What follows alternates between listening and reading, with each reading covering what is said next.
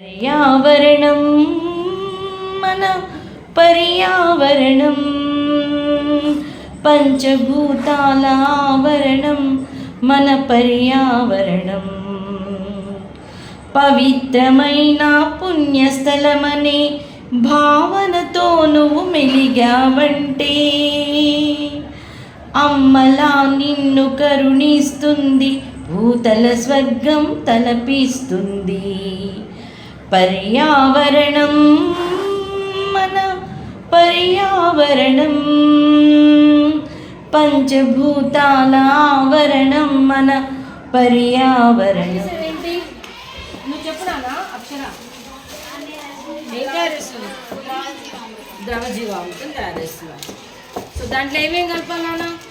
ఆవు పేడ, ఆవు మూత్రం, మట్టి. ఏ మట్టి? అడవి మట్టి. ఎందుకంటే అడవి మట్టిలో ఎలాంటి పెస్టిసైడ్స్ ఫర్టిలైజర్స్ వాళ్ళు వేయలే కదా. మనము అక్కడ నుంచి ఎక్కడి నుంచి తెచ్చినాం మనం? అది రేగులగూడెం అడవి నుంచి తెచ్చామన్నమాట. సో దానికి మనము కొంచెం బెల్లం కూడా కలుపుతున్నాం. ఆవు పేడ ఎందుకు కలుపుతున్నా నాన్న? ఆవు పేడ 1 గ్రామ్ ఆవు పేడలో 1,000,000 సూక్ష్మజీవులు ఉంటాయట. అర్థమైందా? ఆ 1,000,000 సూక్ష్మజీవులు మొక్కలకు అంటే పంట దిగుబడికి ఎంతో అవసరమట. తెలిసిందా? సో మనము అందుకనే ఆవులో 1,000,000 మంది దేవతలు ఉంటారంటారు. అంటే హిందూ ధర్మం ప్రకారం ఏంటంటే మంచి ఎవరు చేస్తే వాళ్ళకు దైవగుణం అని అర్థం అనమాట. అర్థమైందా?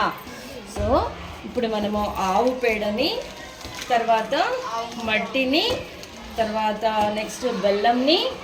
మట్టి ఏమో ఎక్కడ తీసుకున్నామమ్మా? అడవి నుంచి తీసుకున్నాము.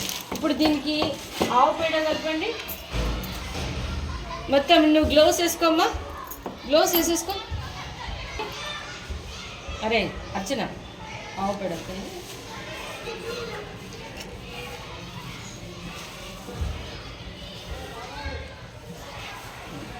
ఇందులో వేసే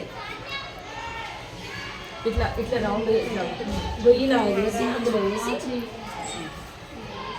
ఏదైతే ఏమవుతుంది కలపరాదా? ఇది ఇట్లా ఇట్లా వేసుకో, ఇట్లా వేసుకో, ఇట్లా వేసుకో, చిన్నగా వేసి.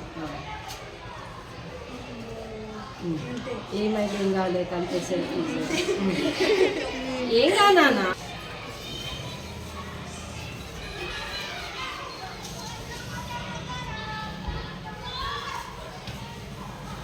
మీరు ఎప్పుడు అలుకు చల్లారా నాన్న? ఇంటి దగ్గర జల్లాలి ఆడపిల్లలు. ఆవు పేడ ముట్టుకుంటే కూడా ఏం కాదు. దేవుడి దగ్గర కూడా ఆవు పేడ, ఆవు పంచకము అని అనుకుంటారు కదా నాన్న. ఎందుకంటే ఆ స్మెల్కి మన లోపల ఉన్నటువంటి చెడు సూక్ష్మజీవులు చనిపోతాయట. అర్థమైందా? అదే గేదె పేడ అనరు ఎందుకు? మేకప్ పెంట అనరు ఎందుకు? ఆవు పేడనే ఎందుకంటే గొప్ప అంటే వేసినాం. హాఫ్ వేసినామా?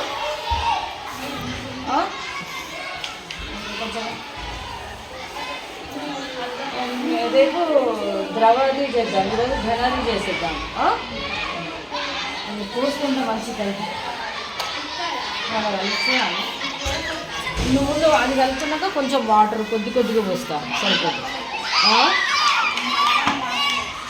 తీసేసి మంచి చక్కగా మళ్ళీ మంచి కలుపుకుంటావు. చేతులు మట్టితో కలుపు.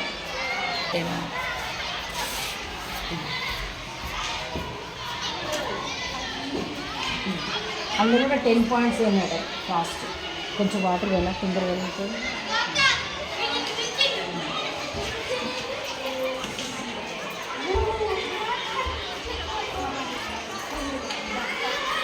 కొంచెం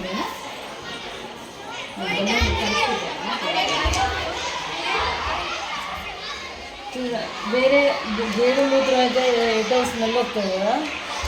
ఆవు మూత్రం అలా రాదు. దాన్ని ఎన్నో మెడిసిన్స్లో వాడతారు నాన్న.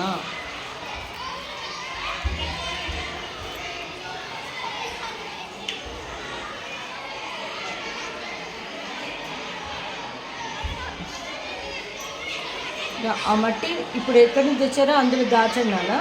రేపు ద్రవ జీవామృతంలో కలుపుదామని. ఇప్పుడు ఇది చేసి ఏం చేస్తారు ఇది ఘన జీవామృతం ఇది చేసి ఎండబెట్టాలి. ఎండబెడితే ఇవి 4 కలిసి మంచిగా ఎరువులాగా తయారవుతాయి అన్నమాట. దీన్ని మనము పంట పొలాలలో జల్లుకోవచ్చు, మన పూల చెట్లు ఉన్నాయి కదా దాంట్లో కూడా జల్లుకోవచ్చు అన్నమాట. సో ఇది ఒక సేంద్రియ ఎరువులు తయారు చేసే విధానం. ఓకే, దీనివల్ల దీంట్లో ఉన్నటువంటి నవ్విస్తాడా నవ్వకండి. అయితే దీనివల్ల మనకి ఏంటంటే మళ్ళా మన మట్టి ఇప్పుడు సూక్ష్మజీవులన్నీ చచ్చిపోయినాయి అనుకుంటున్నాం కదా నాన్న, మనం వేసే పెస్టిసైడ్స్ ఫర్టిలైజర్స్కి.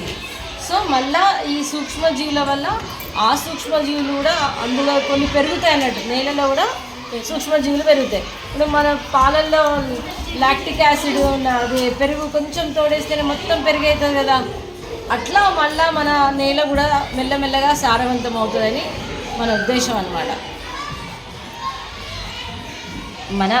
మన సొంతం కాదు, ఒక కొత్త విధానాన్ని ఈ రైతు శాస్త్రవేత్తలు ప్రవేశపెట్టింది. ఇది బాగుంటుంది అంటున్నారు. ఓకే, ఇప్పుడు ముద్దలు చేసేనా సరిపోతుంది కదా. ఓకే, వచ్చేసి దీంట్లో పక్కకు పెట్టేసేనాను, రేపు ఎండలో పెట్టాను.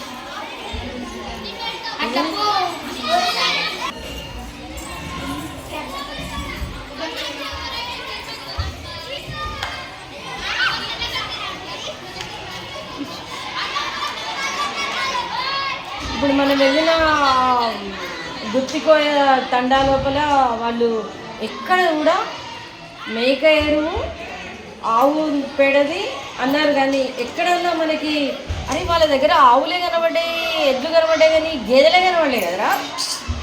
మొత్తం ఆవుల మందనే ఉంది కదా, మేకలు వాటి ఎరువే తప్ప వాళ్ళు ఇంకొక ఎరువే వేరట.